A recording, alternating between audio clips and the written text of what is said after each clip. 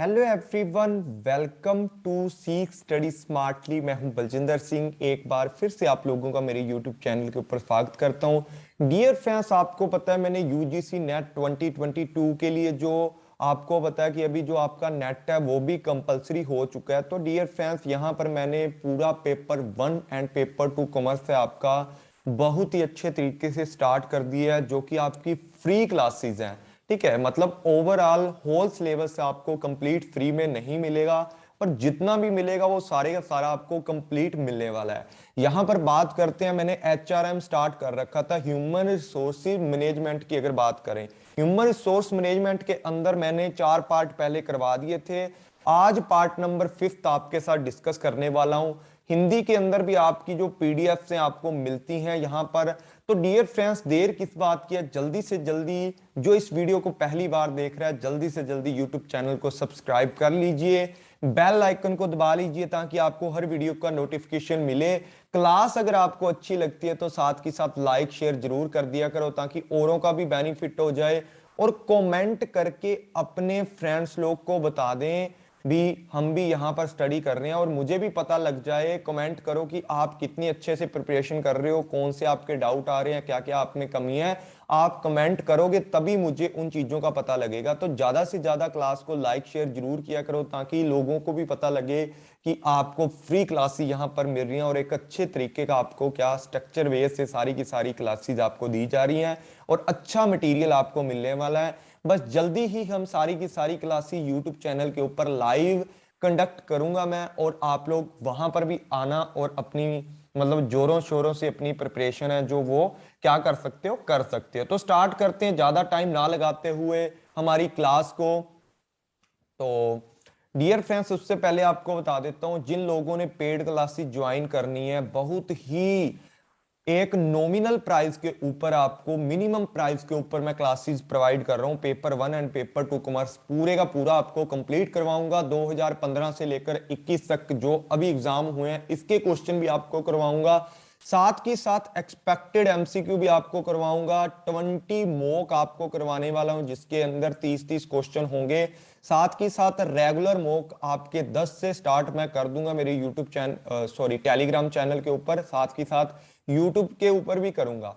ठीक है, YouTube channel के ऊपर भी आपको जो क्वेश्चन है वो आपके करूंगा, क्योंकि आप लोगों का भी तो मतलब जो भी आप लोगों ने सिलेबस पढ़ा हुआ है वो आपके दिमाग में है, 2 सालों से आपने पढ़ा है। तो मेरा यही ख्याल है कि 2 से 3 क्लासेस आप लोगों की मतलब जो मतलब एक्सपेक्टेड एमसीक्यू या मॉक वगैरह मतलब वीक में 1-2 बार मैं करवाया करूंगा। साथ के साथ फोकस करेंगे कंसेप्ट क्लैरिटी के ऊपर, और टिप्स एंड ट्रिक्स आपको बताऊंगा हर टॉपिक को अच्छा करने के लिए। ऑनलाइन जो आपका पूरे का पूरा सिस्टम रहने वाला है वो आपका यूट्यूब चैनल और जूम मीटिंग के थ्रू आपको पढ़ाने वाला हूं। वन लाइनर आपको मिलेंगे, सुपर स्ट्रेटजी आपकी 10 तारीख को मैं आपको एक अच्छी सी वीडियो डाल दूंगा। एक्स्ट्रा डाउट सेशन जो आपके होने वाले हैं वो भी मैं करवाऊंगा। साथ ही साथ आपको कंप्लीट पीडीएफ नोट्स और यूनिट्स के मिलने वाले हैं। डियर फ्रेंड्स, देर किस बात की है, जल्दी से जल्दी टाइप करें मैसेज हाय का, और डिटेल के लिए मैसेज आप कर सकते हो। हरी अप गाइस, जल्दी से जल्दी गेट एनरोल्ड कर लें, आपका कोर्स अपनी सीट को पक्का कर लें। और आपको 1 साल के लिए इस कोर्स की आपको जो फीस है, जो भी मिनिमम प्राइस है 1 साल के लिए रहने वाला, साथ ही साथ आपको इस क्लास की रिकॉर्डिंग भी आपको अवेलेबल होंगी। साथ के साथ आप उन रिकॉर्डिंग्स को भी देख सकते हो। और डियर फ्रेंड, ज्यादा से ज्यादा शेयर कर दो अपने फ्रेंड्स लोग के साथ ताकि उनका भी ज्यादा से ज्यादा बेनिफिट हो जाए। स्टार्ट करते हैं आज की हमारी क्लास को, ह्यूमन रिसोर्स मैनेजमेंट की। जल्दी से जल्दी क्लास को लाइक कमेंट शेयर और सब्सक्राइब कर लें, और बेल आइकन को भी दबा लें। बेल आइकन का फायदा आपको पता ही है, बेल आइकन को दबाते ही आपको हर वीडियो का नोटिफिकेशन मिल जाएगा। चाहे मैं लाइव आऊंगा, चाहे आपको बोल सकता हूं कि लाइव आऊंगा तो भी आपको नोटिफिकेशन आएगा, चाहे मैं वीडियो अपलोड करूंगा तभी आपको नोटिफिकेशन आएगा। तो स्टार्ट करते हैं आज की क्लास को। डियर फ्रेंड्स, ये हमारा हो चुका है, ये हम अलग से बिजनेस मैनेजमेंट है इसको अलग से कवर करने वाले हैं। ठीक है, अभी हमारा ये पूरे का पूरा सिलेबस है, पहली लाइन आपकी हो चुकी है, लेकिन बहुत सारी चीजें यहां से एक रोल और स्कोप बचे थे। आज हम लोग करने वाले हैं स्कोप। ठीक है, यहां पर दिए नहीं हुए लेकिन बहुत ही ज्यादा आपको पता है कि कई बार पूछ लिया जाता है, तो यहां से क्वेश्चन आपके बन सकते हैं। तो स्टार्ट करते हैं डियर फ्रेंड्स। आज का जो सिस्टम है, पहले थोड़ा सा एचआरएम के बारे में कर लेते हैं, क्योंकि पहली क्लास में पढ़ा था और ये 5वीं क्लास है। ये सारी की सारी डेफिनेशन है आपकी किससे रिलेटेड है, स्कोप से रिलेटेड है, पर फिर भी ये एचआरएम को प्रेजेंट कर रही है आपकी। A set of systematical and planning activity, जो आपकी प्लान्ड एक्टिविटी होती हैं उनके साथ जो एक systematical activity and planned activity design की जाती है बाय एन ऑर्गेनाइजेशन। एक ऑर्गेनाइजेशन के द्वारा क्या किया जाता है कि पूरे के पूरे ऑर्गेनाइजेशन के अंदर जितनी भी एक्टिविटी की जाती है उनको एक सिस्टमैटिकल तरीके से प्लान्ड एक्टिविटी बनाकर डिजाइन किया जाता है to provide its human capital with the necessary skill to meet current and future job demand, जो आपकी डिमांड्स है उसके साथ। इनका मतलब ये है कि आप अपना जो एचआरएम होता है ना, इसके अंदर क्या किया जाता है, पूरे का पूरा सिस्टम इस तरीके से बनाया जाता है कि आने वाले टाइम के लिए और करंट के लिए कितनी हमें ह्यूमन कैपिटल की जरूरत है, ह्यूमन को कैपिटल के बराबर रखा गया है। अब ह्यूमन जो रिसोर्स होते हैं, कैपिटल जो आपकी एसेट्स होती हैं या कैपिटल रिसोर्स होते हैं, उनके साथ मिलकर के काम करते हैं। ह्यूमन को भी यहाँ कैपिटल बोला गया है क्योंकि कैपिटल जितनी भी आपकी मशीन है, जितना फर्नीचर है, सब कुछ है, ह्यूमन के बिना ये अकेला तो काम नहीं कर सकता। तो यहां पर वही बात बोली गई है कि ऑर्गेनाइजेशन को इस तरीके से स्ट्रक्चर किया जाता है जिससे हमें पता चल जाता है कि करंट की हमारी ह्यूमन कैपेसिटी या कैपिटल कितनी जरूरत है और आने वाले टाइम के अंदर कितनी डिमांड्स इसकी हो सकती है। उस तरीके से हम मतलब हमारे ऑर्गेनाइजेशन को एचआरएम के द्वारा क्या करते हैं, एस्टेब्लिश करके रखते हैं या एक तरीके का सिस्टमेटिकल तरीके से रखते हैं। The planning organization organizing and monitoring and controlling of process in the human capital vertical which include, vertical मतलब इस तरीके से आपकी चलने वाली है, पहले ये है फिर ये है फिर ये है, मतलब एक प्रोसेस के रूप में चलने वाली है आपकी। विच इंक्लूड सोर्सिंग, कहां से सोर्स लेने आपको, इंडक्शन मतलब किस तरीके से आप लोगों ने प्रेरणा देनी है लोगों को, ठीक है, इंडक्शन करना है आप लोगों ने, वो सारी चीजें इसके अंदर इंक्लूड की जाती हैं। किस तरीके से मतलब आपके ऑर्गेनाइजेशन के बारे में बताओगे, कंपनसेशन क्या रहने वाली है, कंपनसेशन मैनेजमेंट डिसाइड करेगी जो आपकी पेमेंट देंगे। Performance appraisal, training, development, career planning, job rotation की बात करते हैं, transfer, promotions and safety, welfare और एम्प्लॉई रिलेशन, स्टाफ एग्जिट्स की यहां पर बात की जाती है। वही बात है सेपरेशन जिसको बोल दिया जाता है, स्टाफ एग्जिट मतलब सेपरेशन, ठीक है। वही सारी की सारी जो चीजें एक्सेट्रा, वो सारी की सारी चीजें आपकी किसके अंदर इंक्लूड की जाती हैं, एचआरएम के अंदर इंक्लूड की जाती है। HRM is the effective and efficient management of talent acquisition, talent development, talent retention. ये बहुत ही अच्छी आपकी डेफिनेशन है एचआरएम की कि एचआरएम क्या करता है, इस तरीके से प्रभावी, इफेक्टिव मतलब प्रभावी तरीके से और एफिशिएंट मतलब कुशल तरीके से, ठीक है।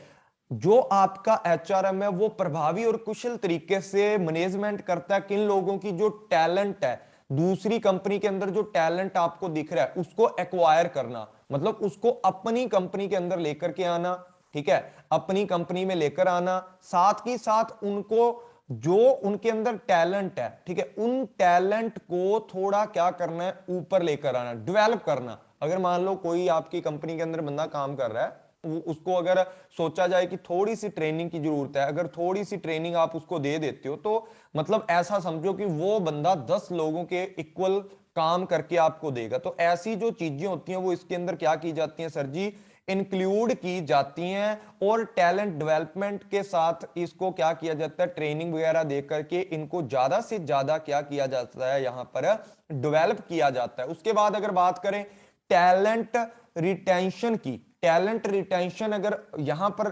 टैलेंट रिटेंशन की बात करें तो ये क्या होता है कि कोई भी बंदे को अपनी कंपनी के अंदर रोक कर रखना, रोक कर रखना मतलब उनकी जितनी भी नीड्स हैं उनको कंप्लीट करना, मतलब अधिग्रहण, विकास और प्रतिधारणा, अपनी कंपनी के अंदर लोगों को लाना, उनका विकास करना और अपनी कंपनी के अंदर उनको बनाए रखना, that is called the HRM, human resource management उसको बोला जाता है। अब स्कोप की बात करते हैं, ये बहुत ही अच्छी स्लाइड मुझे लगी है कि स्कोप के अंदर क्या क्या चीजें, इसके अंदर बहुत सारी चीजें दे रखी हैं।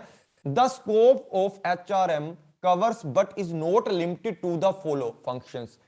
अगर बात करें एचआरएम की तो जितने फंक्शन यहां पर मैं पढ़ाऊंगा या ये दिए हैं, इतने फंक्शन तक ये सीमित नहीं है, इसके अलावा भी बहुत सारी जो फ्रूटफुल एक्टिविटी होती हैं वो एचआरएम के अंदर की जाती हैं, ठीक है। जैसे ट्रेनिंग एंड डेवलपमेंट की बात करते हैं, ठीक है। इनको एक एक करके आगे समझेंगे, मैंने ज्यादा लंबी क्लास नहीं रखी, ये बस 3 ही स्लाइड हैं, इसके बाद मतलब इन्हीं को समझाना है पर अच्छे से समझाना है, ठीक है। मैं बहुत ही कम स्लाइडें ऐड करता हूं, लेकिन उनको डिटेल के अंदर एक्सप्लेन करके आपके माइंड तक पूरी की पूरी बात पहुंचाने की कोशिश करता हूं। ट्रेनिंग एंड डेवलपमेंट की बात करते हैं, ग्रीवेंसिंग हैंडलिंग की बात करते हैं, एचआर प्लानिंग की बात करते हैं, रिवॉर्ड एंड जो रिकॉग्नाइजेशंस की बात करते हैं, उसके बाद यहां पर बात करते हैं इंडस्ट्रियल रिलेशनशिप की बात करते हैं, हायरिंग रिक्रूटमेंट एंड जो आपकी सिलेक्शन है उसकी बात करते हैं, पे रोल मैनेजमेंट कंपनसेशन जिसको बोला जाता है उसकी बात करते हैं, लीगल प्रोसीजर्स की यहां पर बात की जाती है। ये सारे के सारे जो फंक्शन होते हैं आपके, ये किसके स्कोप में आते हैं, वही जो मैंने पहले वाली क्लासेस पढ़ाई हैं उनसे ही मिलती जुलती क्लास है, सारी की सारी एक दूसरे से लिंक है। अगर आप इसको पढ़ोगे तो अच्छे से आपको पता लग जाएगा। HRM is about developing and managing जो आपके harmonious and relationship at the work place and striking a balance between organisational goal और इंडिविजुअल। बहुत ही अच्छी बात लिखी गई है कि जितने भी आपके ऑर्गेनाइजेशन के गोल हैं, जितने भी, ठीक है, और जितने भी आपकी ऑर्गेनाइजेशन के अंदर लोग काम करते हैं उनके गोल और ऑर्गेनाइजेशन के गोल, इन दोनों को आपस में इक्विलिब्रियम बना के रखना, इनको आपस में जो रिलेशन है उसको एक तरीके के गोल दिखाना। जैसे मैंने कल समझाया था कि अगर आपकी कंपनी के गोल पूरे होंगे, आपको भी अच्छी जो पे रोल है या पे आपकी अच्छी होगी, जिससे कि आपके भी गोल हैं आगे जाकर के सोल्व होंगे। वही सारी की सारी बात इसके अंदर लिखी हुई है। पहले वाली 4 क्लासेस आप जरूर देख लेना, उनसे बहुत ही ज्यादा आपको नॉलेज मिलने वाली है। और डियर फ्रेंड्स, ज्यादा से ज्यादा क्लास को लाइक शेयर किया करो। मैं बहुत ही मेहनत से आप लोगों के लिए पूरे का पूरा जो मटेरियल है अरेंज करता हूं, फिर फ्री के अंदर आपके लिए पूरी की पूरी पीडीएफ बना के आपको प्रेजेंट करता हूं। तो आप लोग भी थोड़ा सा हेल्प करें इसके अंदर, मुझे भी लाइक शेयर की जरूरत है। मतलब ऐसा मान लो कि एक मोटिवेशन आपका मिल जाता है, मोटिवेशन से, लाइक और शेयर से मोटिवेशन मुझे मिलता है। कमेंट करोगे और भी मोटिवेशन मिलेगा कि हर बंदा अच्छे से क्लास को सुन रहा है और सुनने के बाद मुझे क्या कर रहा है, फीडबैक भी दे रहा है बैक, जिससे कि मुझे ज्यादा मोटिवेशन मिलेगा और मैं आपकी हर प्रॉब्लम को आसानी से सॉल्व कर पाऊंगा। यहां पर एक एक चीज करके पढ़ते हैं। सबसे पहले अगर सर बात करें यहां पर किस चीज की बात करें, the labour of personnel aspects, कि जहां पर श्रम या जो आपके कार्मिक पहलू हैं, ठीक है, उनकी बात की जाती है। मतलब इसके अंदर जो एचआरएम का स्कोप है ना, उसके अंदर पहला जो पॉइंट आता है लेबर और पर्सनल, जो आपके पर्सनल एस्पेक्ट्स हैं उनकी यहां पर बात की जाती है।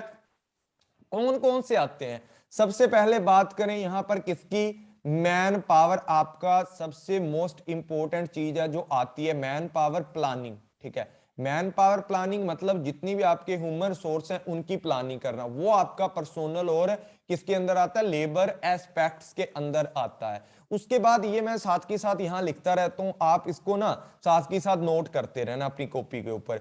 उसके बाद अगर बात करें यहां पर प्लानिंग तो कर ली, प्लानिंग के बाद क्या चलता है आपका, रिक्रूटमेंट, ठीक है। रिक्रूटमेंट कितनी आपको रिक्वायरमेंट है, कितने लोगों की, तो आपका वो आएगा, ठीक है। उसके बाद अगर मैं बात करूं यहां पर बात आएगी किसकी, सर जी बात आएगी किसकी, सिलेक्शन की। सिलेक्शन की यहां पर बात आएगी। सिलेक्शन भी आपका किसके अंदर आता है, इस पहले पॉइंट के अंदर आता है। पहले पॉइंट के सारे जो मीनिंग है मैं यहां लिख दूंगा, आप इसको नोट करते रहना। सिलेक्शन की बात करते हैं। उसके बाद किसकी बात करते हैं सर जी, ट्रांसफर की बात करते हैं, वो भी इसके अंदर आ जाता है क्योंकि आपका लेबर एंड पर्सोनल एस्पेक्ट है वो। उसके बाद अगर बात करें रेमुनेशंस की बात करें, तो रेमुनेशन भी इसके अंदर आता है। रेमुनेशन इसके अंदर आ जाता है क्योंकि आप लोग कितना कमाते हो कितना नहीं, जो भी आपका परिश्रम है, परिश्रम जिसको बोला जाता है, आप जितनी मेहनत करते हो उसके अकॉर्डिंग आता है। उसके बाद बात करते हैं किस चीज की, इंसेंटिव भी इसके अंदर आ सकता है। इंसेंटिव्स इसके अंदर आ सकता है कि आप जितना ज्यादा पर्सनल मैनेजमेंट के अंदर यही तो देखा जाता है कि कौन सा बंदा कितना ज्यादा पैसा गेन करेगा। अगर जितना अपने टारगेट को अच्छा पूरा करेगा उसको उतना ही ज्यादा इंसेंटिव्स मिलेंगे, उतना ही ज्यादा मोटिवेट आप करोगे। उसके बाद अगर बात रही यहां पर किसकी आ जाती है, प्रोडक्टिविटी की बात आ जाती है। प्रोडक्टिविटी की यहां पर पूरी की पूरी जो बातचीत है यहां पर आ जाती है। और एक बात आपकी और भी इसके अंदर इंक्लूड कर सकते हो कि एक अच्छी इन्वायरमेंट कंडीशन भी आप यहां पर प्रोवाइड कर सकते हो, वो नेक्स्ट पॉइंट के अंदर भी आ सकता है। और साथ के साथ जो आपकी रिट्रैचमेंट होती है, ठीक है, वो भी इसके अंदर इंक्लूड की जा सकती है, ठीक है, जिसको क्या बोला जाता है, कर्मचारियों की जो छटनी होती है ना, भी कर्मचारी हमारी कंपनी के अंदर कितने कर्मचारी हैं, रिट्रैचमेंट इसको बोला जाता है, कि सेपरेशन इसको बोला जाता है, ठीक है, सेपरेशन या रिट्रैचमेंट इसको बोला जाता है, रिट्रैचमेंट इसको बोला जाता है। क्योंकि आपकी कंपनी के अंदर अगर कोई भी जो वर्कर है या एम्प्लॉय ही है, अगर वो अच्छे से काम नहीं करता तो आप उसको अपनी कंपनी से निकाल देते हो। या कई बार आपकी कंपनी के अंदर फालतू के लोग काम पर रख लिए जाते हैं पहले, बाद में धीरे धीरे करके उनमें से अच्छे लोग हैं उनको निकाल कर एक साइड में, दूसरों को एक साइड में निकाल करके सारे का सारा प्रोसीजर किया जाता है। तो मे भी आपको लेबर और पर्सोनल एस्पेक्ट्स के बारे में पूरी की पूरी जानकारी अभी मिल गई होगी। उसके बाद किसकी बात करते हैं सर जी, बात करते हैं ह्यूमन रिलेशन एस्पेक्ट्स की। देखो ऐसा मैं तभी करता हूं कि आप भी कुछ अपनी कॉपी के अंदर लिखोगे, ठीक है, पहला पॉइंट हमारा हो चुका है, ठीक है, दूसरे पॉइंट पर हैं अभी। तो यहां पर अगर जिस तरीके से मैं बोल रहा हूं वो सारी चीजें नोट करोगे, एक तो आपके क्रक्स नोट्स बन जाएंगे, दूसरी आपकी जो मेमोरी लॉन्ग टर्म तक इन चीजों को याद करके रखेगी। ह्यूमन रिलेशंस एस्पेक्ट्स की बात करते हैं, क्या क्या आती हैं। सबसे पहले तो यहां बात करते हैं वर्किंग कंडीशन की, ठीक है, आप लोग अच्छी वर्किंग जो कंडीशन है वो आप ह्यूमन को अगर प्रोवाइड करोगे तो भाई आपका रिलेशन ह्यूमंस के साथ है, जो भी आपकी कंपनी के अंदर काम करते हैं उनके साथ जो आपका रिलेशन है वो अच्छा हो जाएगा। उसके बाद अगर बात करूं यहां पर किस चीज की, कि कैंटीन है आपने अपनी ही मतलब किसके अंदर बना रखी है, अपनी ही जो कंपनी है उसके अंदर कैंटीन भी दे रहे हो उनको, ठीक है, क्रैच की बात करें तो वो भी आप दे रहे हो, ठीक है। उसके बाद अगर बात करें किसकी, आराम करने के लिए जो आपके रूम्स होते हैं, ठीक है, रेस्ट रूम जिनको बोला जाता है, रेस्ट रूम है, ठीक है। उसके बाद लंच रूम की अगर बात करें वो भी आपके होने चाहिए। ह्यूमन एस्पेक्ट से अगर देखो, ह्यूमन का नेचर ऐसा होता है जितना ज्यादा उसका आप अच्छा करोगे ना, देखो आजकल के टाइम में तो अगर बोला जाए जितना ज्यादा आप अच्छा करोगे किसी का, वो आप उतना आपका बुरा करने का सोचता है। लेकिन अगर कंपनी के पॉइंट ऑफ व्यू से देखा जाए कि आप उनको लंच रूम दे रहे हो, ठीक है, आवास रूम दे रहे हो, उनको रहने के लिए घर दे रहे हो, ठीक है, साथ ही साथ उनको क्या दे रहे हो, परिवहन, ठीक है, ट्रांसपोर्टेशन की जो सर्विस है वो दे रहे हो, साथ ही साथ उनके बच्चों के लिए एजुकेशन दे रहे हो, ठीक है, साथ ही साथ उनके लिए जो आपकी सेफ्टी वो भी प्रोवाइड कर रहे हो, या आपका जो हेल्थ सिस्टम है वो भी उनको प्रोवाइड कर रहे हो, तो बहुत ही ज्यादा आप लोगों को मतलब हेल्प होगी आपके रिलेशन को अच्छा करने के लिए, ठीक है। स्वास्थ्य एंड सुरक्षा की अगर बात की जाए ना, सेफ्टी के आगे भी ये पॉइंट है पढ़ेंगे। तो उसके बाद अगर बात करें यहां पर कौन सी चीज और आ सकती है यहां पर, चलो देख लेंगे, आगे देख लेंगे, चलो इतना ही बहुत है इस पॉइंट के अंदर। तो 2 पॉइंट आपके कंप्लीट हो गए हैं। जो मैन पावर है आपकी, ठीक है, मैन पावर ह्यूमन रिसोर्स हैं जो आपके, उनके लिए आपको सबसे पहले प्लानिंग करनी। देखो ये 2 पॉइंट है जिसके अंदर सब कुछ कवर होता है ये वाली चीजें, लेकिन मैंने फिर भी अलग अलग करके दे दिए क्योंकि आपको आसानी होगी हर चीज को समझने के लिए। यहां पर अगर बात करें सबसे पहली अगर बात की जाए यहां पर ह्यूमन रिसोर्स की बात करते हैं सर जी, ये 2 पॉइंट ऐसे हैं जो आपको बहुत ही ज्यादा मतलब हेल्पफुल करेंगे, आपकी हेल्प करेंगे, जिससे कि आपको हर चीज है जो आसानी से समझ आएगी, ठीक है, हर चीज आपको आसानी से समझ आएगी। अब ह्यूमन रिलेशन एस्पेक्ट्स की अगर बात की जाए, यहां पर आप क्या करते हो, जो आपका सबसे मेन बात होती है यहां पर, वो क्या होती है आपकी यूनियन मैनेजमेंट, ठीक है, यूनियन मैनेजमेंट रिलेशन, ठीक है, जितना आप यूनियन मतलब जो भी आपके एम्प्लॉई हैं उनकी भी एक रिलेशन की बनाई होती है, मतलब जितने अलग अलग एम्प्लॉई होते हैं अलग अलग कंपनियों के, वो सब लोग क्या करते हैं एक दूसरे के साथ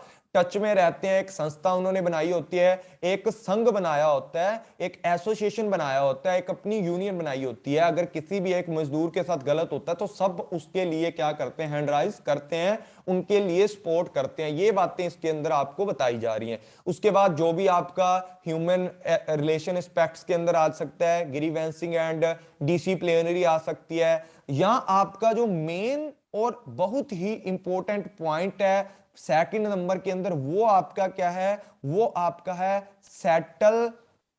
सेटलमेंट सेटलमेंट ऑफ डिस्प्यूट्स। ठीक है, डिस्प्यूट्स के आपके जितने भी डिस्प्यूट्स हैं उनकी सेटलमेंट करना, विवादों का निपटारा करना भी आपका ह्यूमन रिलेशन एस्पेक्ट्स के अंदर आता है। आई होप आपको अच्छे से समझ आ गया होगा। ठीक है, इन दोनों के बेस पर आपको मैं सारे के सारे पॉइंट अब समझाने वाला हूं।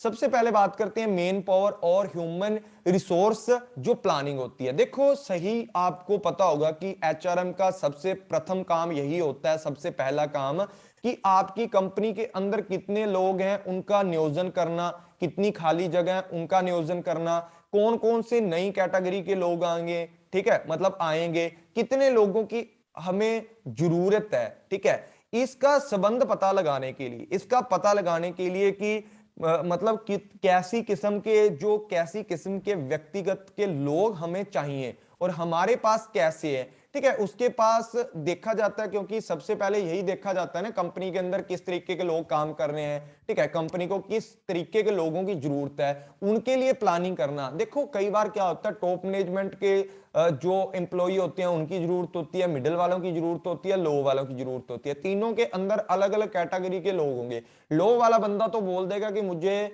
मतलब हर दिन जो मेरी वेजिश है वो मुझे 300 रुपये दे देना, जहां आजकल लॉकडाउन है 600 रुपये दे देना, भाई चल जाएगा। टॉप मैनेजमेंट वाला बोलेगा भी 5,000 डेली का दे देना, ठीक है ना, ठीक है, 5,000 डेली का दे देना, तब मैं बात मानूंगा। और मिडल वाला क्या बोलेगा, भाई मेरे को तो तू 1500 डेली का दे देना, मैं काम कर दूंगा तेरा सारे का सारा जो भी है। ठीक है, इस तरीके से अलग अलग चीजें होती हैं, अलग अलग किस्म के लोग हैं, अलग अलग जो आपका क्राइटेरिया उसके हिसाब से, अलग अलग जो स्टडी बनी आपकी क्वालिफिकेशन है उसके हिसाब से टॉप में लिया जाएगा, मिडल में, और लोअर वाला तो आपका पढ़ा लिखा हो या ना हो तो भी आपका चल जाता है। तो मेन पावर के लिए जो आपकी ह्यूमन रिसोर्स प्लानिंग है, सबसे पहला स्टेप होता है ह्यूमन रिसोर्स मैनेजमेंट का। उसके बाद बात करते हैं रिक्रूटमेंट एंड जो आपकी सिलेक्शन है, सोर्सिंग की बात करते हैं। देखो जब भी आप क्या करते हो, भर्तियां करते हो, ठीक है, भर्ती करते हो ना जब भी किसी भी लोगों को, वहां पर दो तरीके के आपके पास सोर्स होते हैं। एक तो होता है आपका इंटरनल रिसोर्स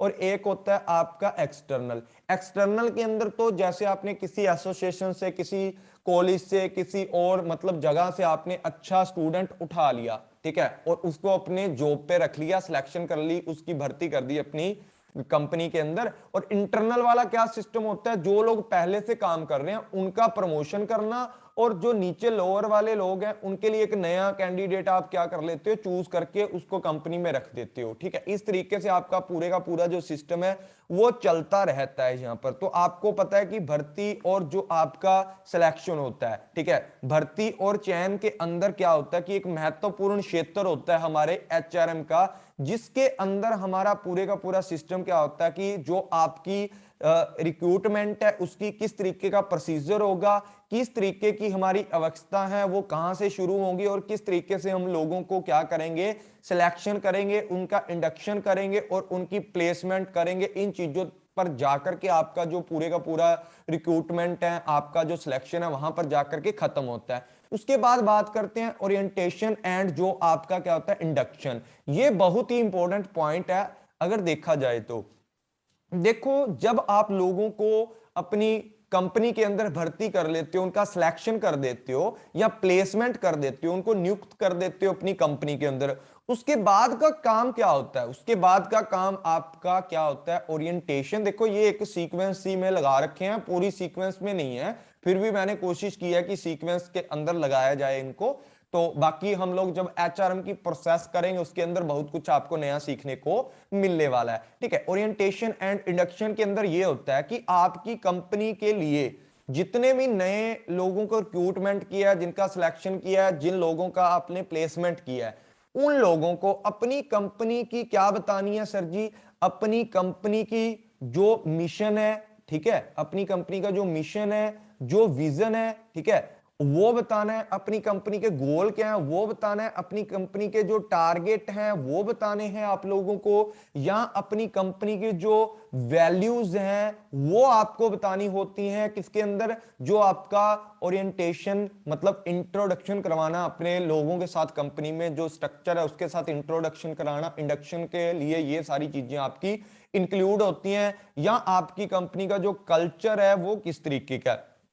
ये सारी की सारी जो चीजें होती हैं ना, वो आप अपने जो नए लोग भर्ती किए होते हैं या जिनका चयन किया होता है उन सभी के सभी लोगों को ओरिएंटेशन एंड इंडक्शन उनका किया जाता है, उनको प्रेरणा दी जाती है और पूरे की पूरी कंपनी के बारे में, कंपनी के जो प्रोग्राम्स हैं उनके बारे में उनको बताया जाता है कि हमारे संगठन की जो सोच है, हमारे संगठन की जो परसेप्शन है, जो दृष्टि है, जो मिशन है, जो मूल्य है, जो पाठ्यक्रम भूमि मतलब जिसको बोला जाता है कि किस तरीके का जो वर्क होता है पूरे का पूरा हमारी कंपनी के अंदर इस तरीके से चलता है, और हमारी कंपनी के अंदर जो हमारी जो वर्क कल्चर है वो किस तरीके का, वो सारी की सारी बातें आप लोग किसके अंदर बताते हो, इंडक्शन और ओरिएंटेशन के अंदर बताते हो। उसके बाद अगर बात करें यहां पर, मतलब ये चीजें पहले भी आ सकती हैं बाद में भी आ सकती हैं, ये एक प्रोसेस के अंदर नहीं है, फिर भी आप इनको अच्छे से याद करना बहुत ही इंपॉर्टेंट है। Job analysis and design and evaluation की यहां पर बात की जाती है। जब बात करते हैं किसकी, जॉब एनालिसिस की, कार्य विश्लेषण इसको बोला जाता है। कार्य विश्लेषण के अंदर क्या होता है कि ये एक महत्वपूर्ण या इंपॉर्टेंट फंक्शन होता है किसका, एचआरएम का। ये एचआरएम के इंपॉर्टेंट स्कोप में आता है, इंपॉर्टेंट स्कोप में आता है। इसका मतलब क्या होता है कि जॉब के अंदर जो क्रिया की जाएंगी, मतलब जिस जॉब के लिए आपको भर्ती किया है, जो भी यहां पर आप लोगों ने तो बता दिया, पूरे ग्रुप का इंट्रोडक्शन देके ग्रुप के बारे में बता दिया, हमारे विजन मिशन ये है।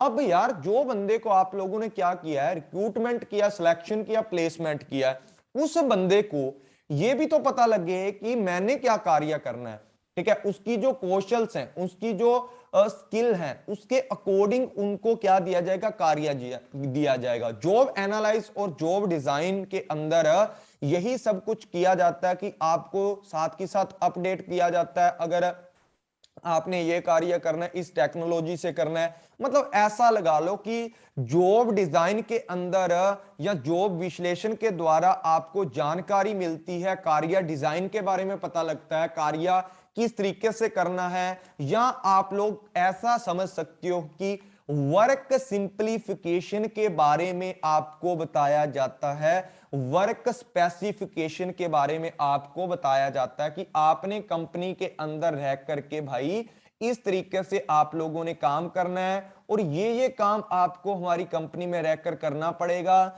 और ये आपका काम इतने बजे तक खत्म हो जाना चाहिए। मतलब पूरे का पूरा जो आप लोगों ने क्या बोला जाता है कि बताया जाता है इसके अंदर कि भाई ये आपका काम है, इस तरीके से किया जाएगा। वर्क को सिंप्लीफिकेशन करके या स्पेसिफिकेशन करके आपको बताया जाता है कि भाई इस तरीके से आप लोगों ने काम करना है, और ये आपके स्टैंडर्ड्स रहेंगे। इवैल्यूएशन भी तो करेंगे ना, तो आपके कुछ स्टैंडर्ड भी रहेंगे, स्टैंडर्ड भी उनको बताए जाएंगे जॉब एनालिसिस के साथ साथ, जॉब डिजाइन के साथ साथ, कि भाई इस काम को इतने टाइम में अगर आप करोगे तो आपका ये स्टैंडर्ड रहेगा, इन स्टैंडर्ड को आप लोगों ने बीट करना है। इससे ऊपर जाते हो तो आपको मतलब प्रमोट किया जाएगा, इससे नीचे जाओगे तो आपकी सैलरी से पैसे भी काटे जा सकते हैं, या आपको मतलब किसी भी तरीके का इनिशिएटिव मतलब सॉरी इंसेंटिव आपको नहीं मिलने वाला। उसके बाद यहां बात करते हैं किस चीज की, potential appraisal and potential development. देखो आपको पता है, एक सिंपल सी अगर बात बताऊं कि आपको पता है कि हमारी जो कंपनी है ना वो धीरे धीरे बदलती रहती है। आपको पता होगा कि यार सीधी और सिंपल सी बात है कि कंपनियां जो इन्वायरमेंट के साथ चेंज होती रहती है, जो हमारे बिजनेस का जो क्या होता है, इस पॉइंट पर है हम, ठीक है, हमारे बिजनेस का क्या होता है, पूरे का पूरा जो सिस्टम होता है ना वो सारा डायनेमिक नेचर का होता है, ठीक है। डायनेमिक नेचर, ये बात बोल सकते हैं, डायनेमिक नेचर ऑफ बिजनेस, ठीक है। डायनेमिक नेचर ऑफ बिजनेस की अगर बात करें कि हमारा जो कंपनी है ना, वो हमारा जो व्यवसाय है वो धीरे धीरे टाइम के अकॉर्डिंग बदलता रहता है। आपको पता है कि आप लोगों को भी वहां पर जरूरत पड़ती है। जिस तरीके से मान लो नई कोई टेक्नोलॉजी आ गई आईसीटी से जुड़ी हुई, या develop of the new technology आ गई, या मतलब ऐसा मान लो कि जो कंपटीशन है आपका इंक्रीज हो गया, किस तरीके से उनको बीट करना है उसके लिए आपको डिजिटल सिस्टम का यूज करना है, तो आपकी कंपनी के अंदर जितने भी इंप्लॉइज हैं उनका ध्यान रखा जाएगा। यहां पर जो आपका पोटेंशियल अप्रेजल है या पोटेंशियल जो आपका डेवलपमेंट है, यहां पर ध्यान रखा जाता है कि संगठन की जो हमारी कैपेबिलिटीज हैं, ठीक है, कंपटीशन की जो क्या आप बात कर सकते हो कि कंपटीशन जो पावर है हमारे संगठन की, उसको कैसे विकसित किया जा सके, मतलब कैसे उसका विकास किया जा सके। यहां पर हमें हायर पोजीशन पर पहुंचना होता है, तो पोटेंशियल जो डेवलपमेंट होता है ना, उसके अंदर हम लोग हमारे जो एम्प्लॉइज होते हैं उनको डिवर्सिफिकेशन करके या मॉडर्नाइजेशन करके मतलब मॉडर्नाइजेशन करके मतलब मॉडर्न चीजों को सिखा सिखा के, टेक्नोलॉजी नई नई उनको सिखा सिखा के, और बाद में identification and development of the potential employees ये भी करते हैं कि किस बंदे को पहले सिखाना चाहिए, कौन सा बंदा हमारी कंपनी के अंदर, एचआरएम का मतलब ही सारा का सारा ह्यूमन सोर्स से जुड़ा है, कौन सा ह्यूमन सोर्स ऐसा है जो इस टेक्नोलॉजी को सबसे पहले सीख सकता है। ये सारी की सारी जो पहचान है वो आपकी पोटेंशियल अप्रेजल, अप्रेजल मतलब आपकी परफॉर्मेंस को चेक किया जाएगा, उसके अकॉर्डिंग आपको देखा जाएगा कि आपका पोटेंशियल डेवलपमेंट कितना होगा, उसके अकॉर्डिंग आपको हायर पोजीशन मिलने वाली है या नई टेक्नोलॉजी पे आप काम करने वाले हो। मतलब यहां पर टोटली अगर बात की जाती है ना, वो आपकी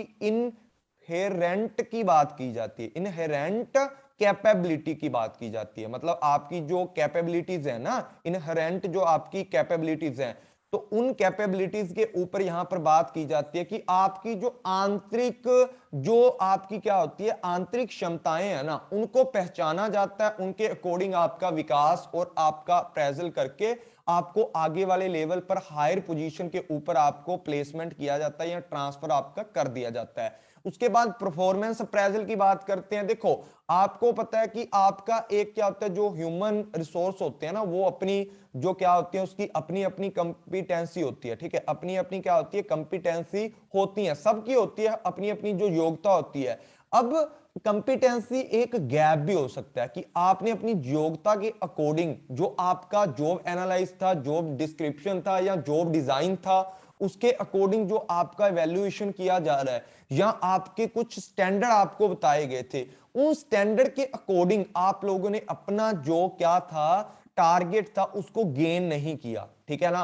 आपने अकॉर्डिंग जो भी आपको स्टैंडर्ड बताए थे उसके अकॉर्डिंग आप लोगों ने अपना जो कार्यक्रम है उसको कंप्लीट नहीं किया, तो भाई आपका जो परफॉर्मेंस अप्रेजल है वो यही बात को चेक करता है कि कर्मचारियों को जो काम दिया जाता है उसके अकॉर्डिंग उन लोगों ने वो काम को अच्छे से पूरा किया है या नहीं किया।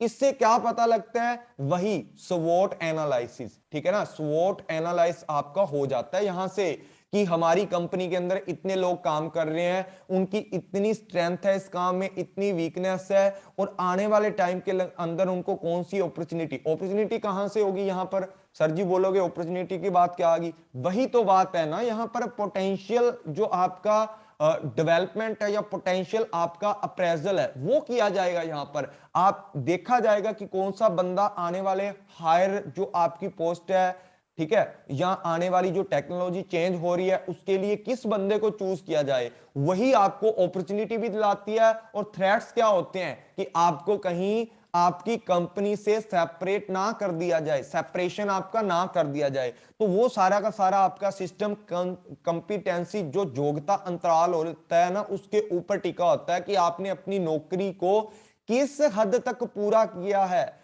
अगर नहीं किया तो आपकी जो कमजोरियां हैं उनको पकड़ा जाएगा, उनके ऊपर आपको क्या दी जाएगी, ट्रेनिंग या आपको डेवलपमेंट आपको किया जाएगा, ठीक है। ये सारी की सारी बातें आपकी परफॉर्मेंस अप्रेजल्स के अंदर आती हैं।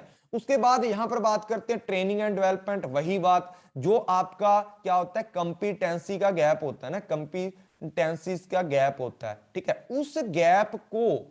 उस गैप को पूरा करने के लिए, उस गैप को निकालने के लिए या पूरा करने के लिए क्या किया जाता है, आपको इस गैप को पूरा करने के लिए आपको ट्रेनिंग एंड डेवलपमेंट का सहारा बच्चे यहां पर लेना पड़ता है। उसके बाद अगर बात करें job rotation and transfer and promotion की, जो बंदा मान लो आपको आपकी कंपिटेंसी थी कोई भी, ठीक है, आपकी जो योग्यता थी उसका किसी भी तरीके का, ऐसा मान लो कि आपका एक गैप था, ठीक है, उस गैप के लिए आपको ट्रेनिंग भी दे दी, आपका डेवलपमेंट भी कर दिया, दोनों काम कर दिए।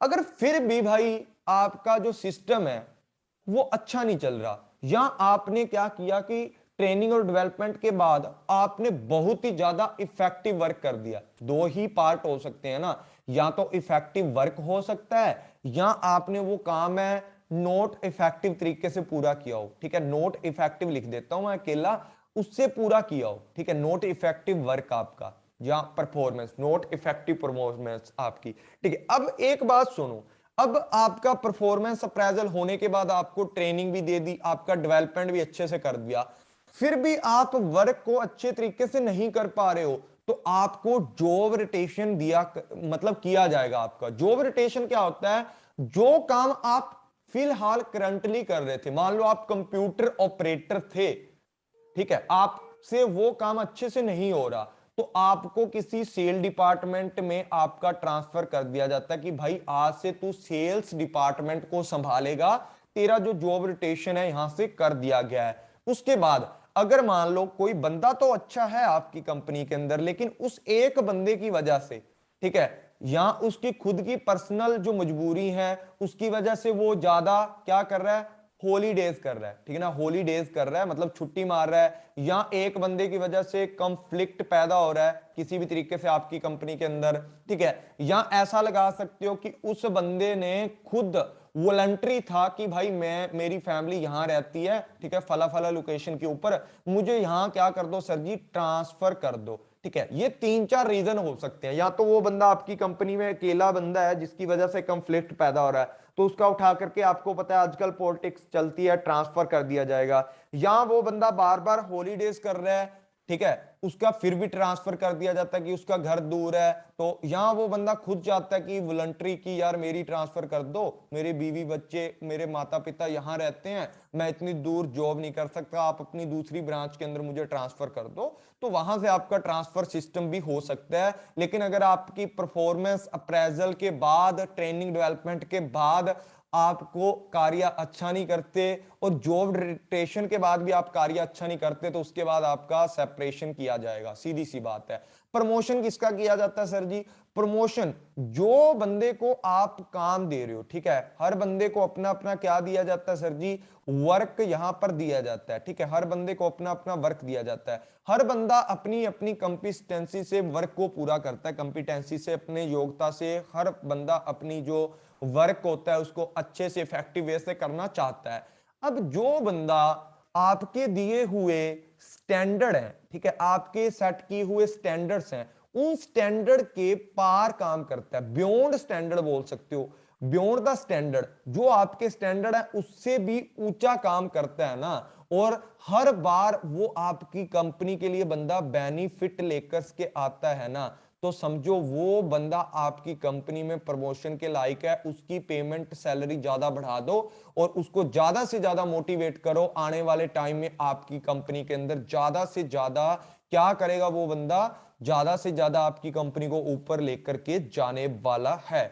उसके बाद यहां बात करते हैं करियर प्लान की। करियर प्लानिंग क्या होता है सर जी, करियर प्लानिंग वैसे तो आपका पूरे का पूरा एक बड़ा चैप्टर है, लेकिन यहां पर मैं आपको समझा देता हूं करियर प्लानिंग होता क्या है। करियर प्लानिंग के अंदर क्या होता है कि आप ज्यादा से ज्यादा सुनिश्चित करते हो कि जो भी आपकी कंपनी के, करियर प्लानिंग का मतलब ये होता है कि आपकी कंपनी के जितने भी एम्प्लॉई है ना, उनको इतना ट्रेनिंग एंड डेवलपमेंट देना कि आपकी कंपनी की जो नीड्स हैं या अपनी कंपनी की जो गोल्स हैं ना, उनको अच्छे से पूरा किया जा सके। या आप मान सकते हो कि ओपी ऑप्टिट क्या बोलते हैं उसको, ऑप्टिमम, ऑप्टिमम, हाँ ऑप्टिमम, कई बार जुबान पे नहीं चढ़ते कुछ वर्ड, ऑप्टिमम यूटिलाइजेशन, यूटिलाइजेशन की बात करते हैं, ऑप्टिमम यूटिलाइजेशन की बात करते हैं। कुछ आप ऐसा करो, करियर प्लान ऐसा सेट करो कि आपकी कंपनी के जितने भी लोग हैं वो प्रमोशन के लायक बने, उनके अंदर अच्छी एक तरीके की मतलब इतने ज्यादा एस्पिरेंस होने चाहिए उसके अंदर, या इतना ज्यादा सेपरेट उनके अंदर होना चाहिए, सीपरेट जिसको बोला जाता है,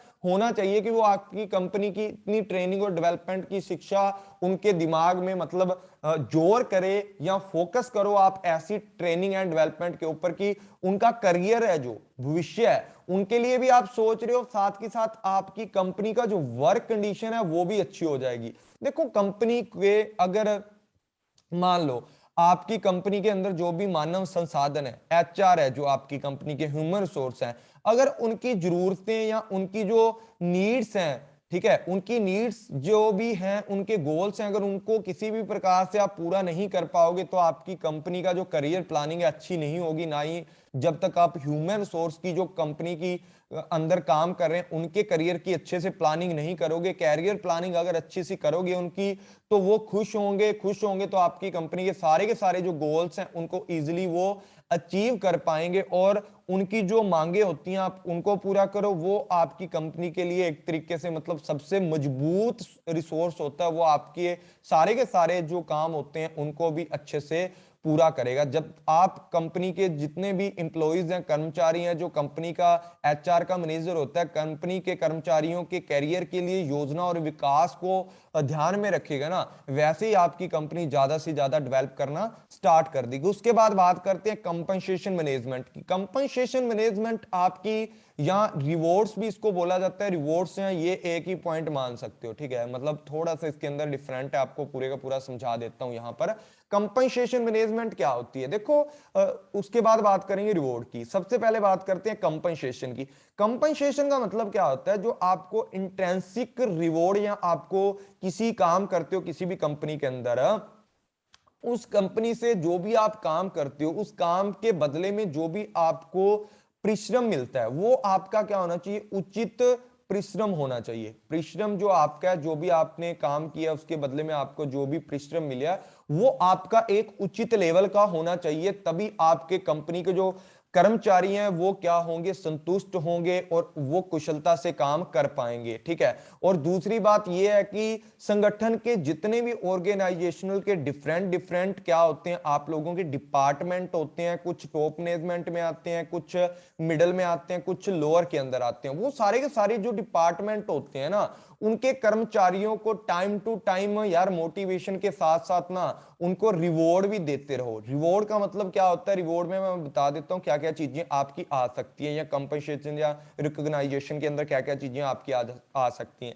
यहां पर बात करते हैं, जब भी आप अपने जितने भी अपने कंपनी के क्या होते हैं, जो कंपनसेशन होती है वो तो आपको जो काम कर रहे हो, जो भी आप कार्य, जो भी आपकी जॉब वर्क है, ठीक है, जो भी आपका कार्य है उसको करते हो उसके बदले में आपको मिलता है। रिवॉर्ड एंड रिकॉग्नाइजेशन है या मान्यता है, या आपकी जो पहचान है, पहचान या आपकी गुडविल, ठीक है, आपकी गुडविल, जो बंदे काम कर रहे हैं कंपनी के अंदर उनकी गुडविल की बात करते हैं, वो आपकी कब होगी। देखो एक जब भी आपकी कंपनी के अंदर कोई बंदा काम करता है उसको कंपनसेशन के अलावा ये चीजें मिलनी चाहिए, जैसे कि वेतन तो मिल ही रहा है, देखो वेतन तो आपका मिल ही रहा है, ठीक है, वेतन प्लस आप उनको क्या दोगे, उनको क्या दोगे, प्रमोशन, ठीक है, जिसको हिंदी के अंदर क्या बोला जाता है, पदोन्नति, ठीक है, पदोन्नति इसको बोला जाता है, मतलब उसका प्रमोशन कर देना। या आप क्या करते हो, फ्रिंज बेनिफिट्स आप उनको देते हो, फ्रिंज जो लाभ होते हैं ना आपके, वो आप उनको देते हो, या बोनस देते हो,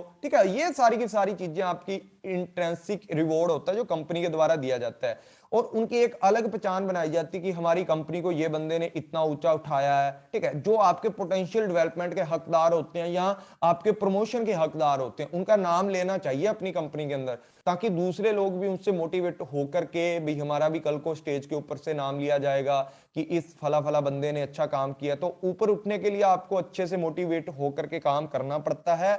और दूसरी बात यहां पर यह है कि कंपनसेशन, आप पुरस्कार दो अपने लोगों को जो भी अच्छा काम करता है, जिससे कि उनको बहुत ही ज्यादा मोटिवेशन मिलेगा और वो आपकी कंपनी के लिए बेहतर कार्य करेंगे, ठीक। उसके बाद बात करते हैं हेल्थ सेफ्टी एंड वेलफेयर। देखो कंपनी के अगर बात करें यहां पर, कंपनी के जितने भी लोग हैं उनके उनके हेल्थ के साथ साथ उनकी सेफ्टी का, उनके वेलफेयर का भी आपको ध्यान रखना है।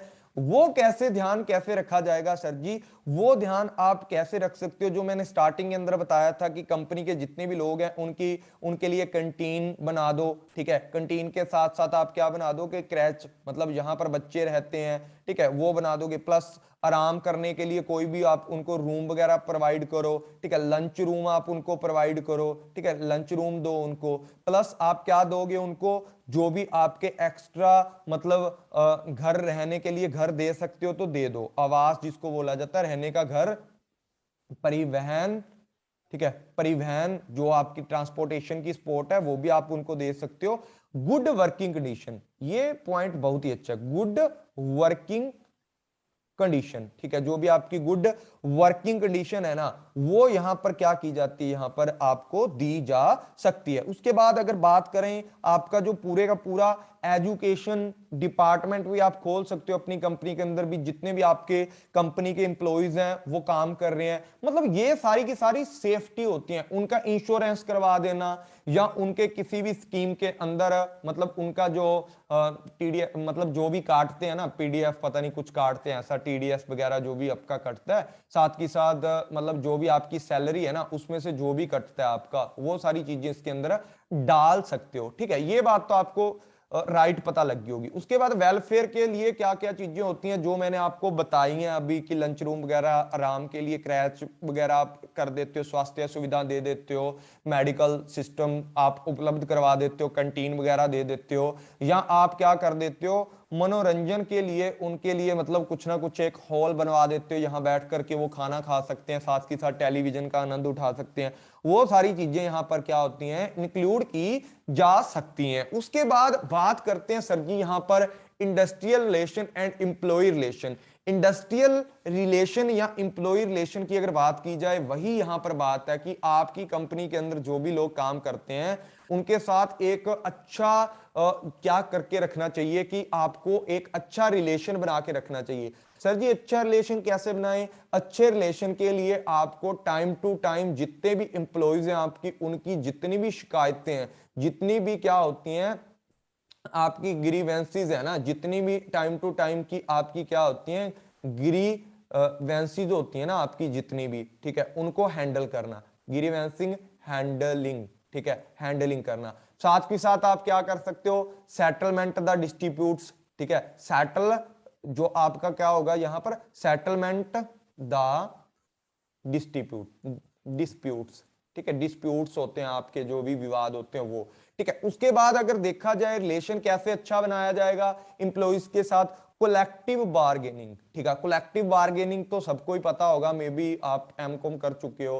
तो अगर जिसको नहीं पता होगा ना कोलेक्टिव बार्गेनिंग क्या होती है, ठीक है, वो कमेंट कर देना, और ज्यादा से ज्यादा वीडियो को लाइक शेयर जरूर कर दो यार, आप लोगों के लिए इतनी इतनी अच्छी वीडियो मैं बनाता हूं। तो कलेक्टिव बार्गेनिंग जिसको नहीं पता, या यहां पर आप उनके साथ अच्छा रिलेशन बनाने के लिए एक क्या कर सकते हो, ज्वाइंट कंसल्टिंग भी कर सकते हो, ठीक है। ज्वाइंट जो आपकी जितने भी आपके संघ्स होते हैं ना, क्या बोला जाता है इनको, जितनी आपकी यूनियंस होती हैं, उनके साथ अगर आपका रिलेशन अच्छा बनाना, तो उनके साथ एक ज्वाइंट जो आपकी कंसल्टिंग है वो कर सकते हो, कि भाई इस तरीके से जो पूरे का पूरा सिस्टम है आपका चलना चाहिए। कलेक्टिव बार्गेनिंग हो सकती है, ज्वाइंटिंग कंसल्टिंग हो सकती है, सेटलमेंट्स ऑफ डिस्प्यूट्स हो सकता है, ठीक है, डिस्प्यूट्स हो सकता है। और आपको एक और बताया था, वो क्या था, कौन सा था आपका, ग्रीवेंसिंग हैंडलिंग, ठीक है, ग्रीवेंसिंग हैंडलिंग, ठीक है, वो आपका यहां पर एक अच्छा पॉइंट निकल कर आता है। कौन सा था वो पॉइंट आपका, इतने जल्दी से जल्दी सब लोग वीडियो को लाइक शेयर जरूर कर दें, वो आपका पॉइंट था ग्रीवेंसिंग हैंडलिंग का, ठीक है, ग्रीवेंसिंग हैंडलिंग का, ठीक है, ग्रीवेंसिंग हैंडलिंग। तो ये आपका पूरे का पूरा सिस्टम था। और लास्ट के अंदर जो आपकी स्टैट्यूटरी जो कंप्लेंट्स होती हैं, जो आपकी लेबर लेजिस्लेशन की अगर बात करते हैं ना, लेजिस्लेशन की बात करते हैं, मतलब जो कानूनी कार्रवाई आपकी सारी की सारी, ठीक है, उनके साथ अनुशासन के अंदर आपको रहना पड़ता है, ठीक है ना। जो आपके कानून है ना, उसके बाहर आपको जितने भी मतलब जो आपकी लेबर लेगिस्लेशन है आपकी, ठीक है, इसके साथ तो आपको जो शर्म के कानून है उनको भी मानना है, साथ के साथ इनका जो वैधानिक पालन है वो भी आपको करना पड़ेगा। मतलब जितने भी आपकी यूनियंस होती है ना, जो बनाई होती हैं, ठीक है, मतलब जितने भी आपकी कंपनी के अंदर एम्प्लॉय हैं उनकी कुछ यूनियन बनाई होती हैं, या गवर्नमेंट के द्वारा कुछ यूनियन तैयार की जाती हैं जो आपके एम्प्लॉइज के हकों के लिए लड़ती हैं, उनके जितने भी क्या होते हैं, टर्म्स होती है ना, जितनी भी टर्म्स एंड कंडीशन होती हैं, टर्म एंड कंडीशंस होती हैं, उसको मानना पड़ता है, ठीक है। टर्म एंड कंडीशन जितनी भी होती हैं उनको ध्यान में रख करके आपको सारे के सारे ये कार्य करने हैं। अगर आपने जैसे मतलब 18 साल से कम बच्चे हैं जो भी, उनको मतलब काम पे नहीं रखोगे, अगर रखोगे किसी मजबूरी के अंदर, तो उनका जो पेमेंट है वो पूरे टाइम पर करोगे, पूरा पेमेंट करोगे, एक्स्ट्रा बेनिफिट उनको दोगे, ठीक है। वो सारी चीजें इसके अंदर होती हैं, और उसके नाम का कभी भी आप कॉन्ट्रैक्ट नहीं कर सकते क्योंकि वो माइनर है, ठीक है, मेजर नहीं है वो, ठीक है, वो माइनर के अंदर देखा जाता है। तो ये सारे का सारा आपका सिस्टम था। आई होप कि आज की क्लास आपको अच्छी लगी होगी। जिसको भी मैंने अभी कोर्स 10 को स्टार्ट करने हैं, जिस बच्चे के ने भी कोर्स को ज्वाइन करना है, वो इस नंबर के ऊपर मुझे आज ही व्हाट्सएप करके पूछ सकता है, व्हाट्सएप पे मैसेज कर लो, मैं पूरी की पूरी आपको डिटेल दे दूंगा।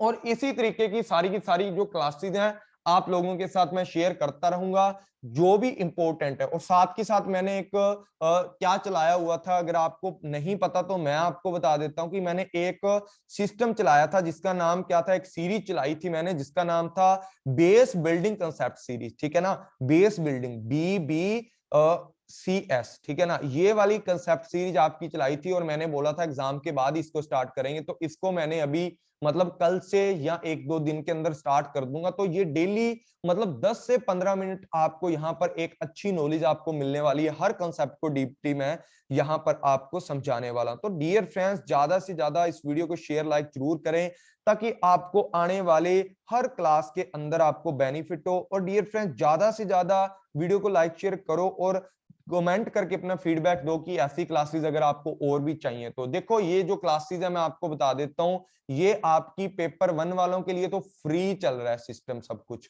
ठीक है, यूट्यूब चैनल के ऊपर वो कॉमन है, वो भी देख सकते हो। ये जो पेपर 2 की क्लासेज है वो आपकी कॉमर्स, ठीक है, कॉमर्स प्लस मैनेजमेंट प्लस जिसके अंदर आपका HRM का सब्जेक्ट है वो भी देख सकते हैं, प्लस जो लोग HRM को पढ़ना चाहते हैं, चाहे वो मैनेजमेंट का स्टूडेंट है, चाहे कोई भी है, चाहे वो बच्चा M.Com का है, ठीक है, चाहे वो बच्चा B.Com का है, वो भी इस वीडियो को देख सकते हैं। आप अपने भाई बंधुओं को भी ये वीडियो दे सकते हो, उनके भी बहुत ही ज्यादा बेनिफिशियल रहने वाले हैं, ठीक है। तो thank you all friends, take care, मिलते हैं नेक्स्ट क्लास के अंदर, जो कि आपकी टीचिंग एप्टीट्यूड का पार्ट नंबर 6 और HRM का पार्ट नंबर 6 होने वाला है। और इसके अंदर जो HRM की आगे वाली क्लास है, उसके अंदर जो हम कवर करने वाले हैं वो आपके कवर करने वाले हैं पूरे के पूरे रोल्स क्या होते हैं, एक HRM मैनेजर के रोल्स क्या होते हैं, या प्राइमरी रोल्स क्या होते हैं HRM के, वो सारी बातें maybe roles, primary roles के ऊपर तो मैं आज ही एक वीडियो बना दूंगा,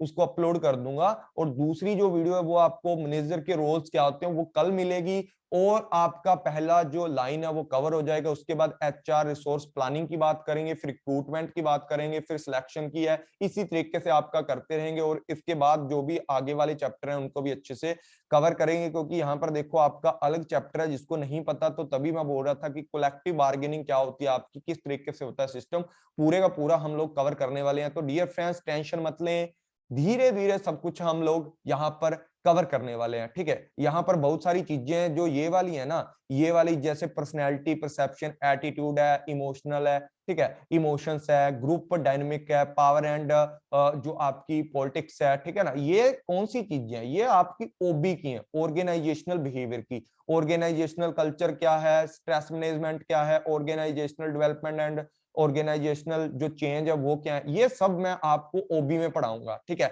मतलब आपकी 3-4 क्लासेस आपकी किसकी होने वाली हैं, HRM की और होने वाली हैं, जिसके अंदर सब कुछ मैं आपको डीपली कवर करवाऊंगा। और डियर फ्रेंड्स, अगर आप सोचो कि ये क्यों हम ज्वाइन करें, इसके अंदर आपको 2 घंटे की डेली क्लास मिलने वाली है, जिसके अंदर बहुत कुछ आपका कवर हो जाएगा। तो जल्दी से जल्दी ज्वाइन कर लें, यहाँ पर आपकी रिवीजन भी मैं करवाऊंगा, जल्दी से जल्दी क्लासेस को ज्वाइन कर लें और अपने फ्रेंड्स लोग से भी शेयर कर दे। तो thank you all friends, take care, bye bye, good night.